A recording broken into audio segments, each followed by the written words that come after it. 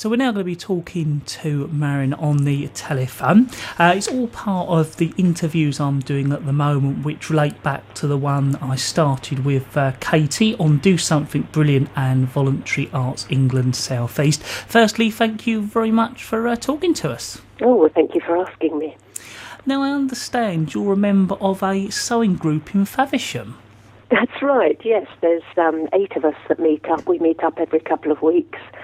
And we sew together and we share ideas and projects and skills and materials. We've been going for a couple of years and we all enjoy it a lot.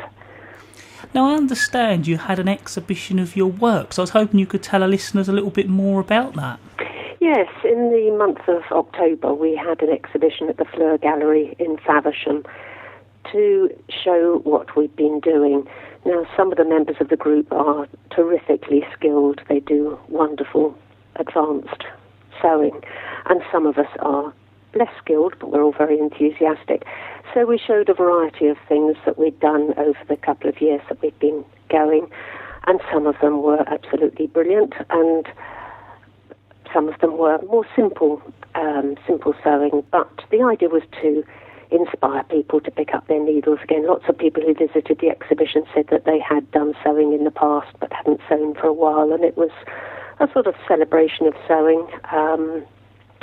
We called it sociable sewing because obviously our group is quite sociable. We sit and have a good old chat, but also because there's a social element to what we do. The exhibition was very popular. Lots of visitors, about 600 people came in, and they all took an interest in what we'd been doing, and quite a few of them said that they'd have a think about doing some sewing in the future. Now, I understand, I suppose that's moving on to that your sewing group is full at the moment, but do you have any advice for somebody who might be interested in doing something like that? Well, yes, I think it's really quite easy. It's just a question of getting together with a few people, 3 or 4 other people who you may know or who you may be able to contact by putting a little entry in a newsletter. Ours started up with a mention in the Faversham Society newsletter, asking anybody interested to ring a phone number. And it's as easy as that, really. A few people who are happy to meet up regularly and share their ideas. It could happen in somebody's home, and I know a lot of people do that and enjoy it. Now, I also understand that there's an emphasis on sewing meeting a social need.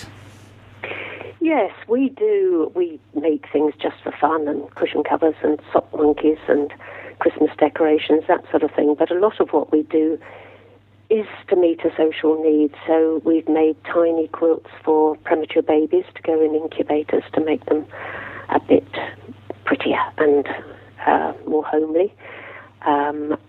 A couple of people in our group have made larger lap quilts for older people who are perhaps sitting around in the cottage hospital and need something to keep them a bit cosy, but also they're very beautiful.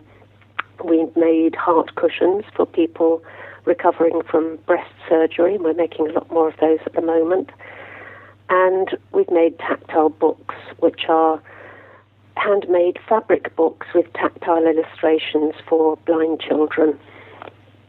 This is something I'm very passionate about. I used to run the Clear Vision Children's Braille Library, which is a national charity which lends books in print and braille to children all over the UK. The books go out by post to schools and families and libraries.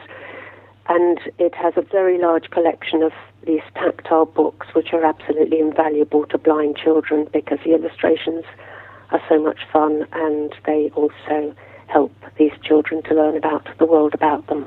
Now, I know you need more tactile books. I was hoping you could talk a little bit about that. Yes, Clear Vision is, I'm still happy to support Clear Vision, and I've been encouraging people to make these books because I know how valuable they are. If anybody's interested in finding out more about making tactile books for Clear Vision, they should contact the Clear Vision Lending Library. I can give you the contact details now if you like, or would you rather do it at the end? The phone number for Clear Vision is 0208 789 9575, and the email is info@clearvisionproject.com. clearvision.org. So was there anything else you'd like to cover or get over to our listeners?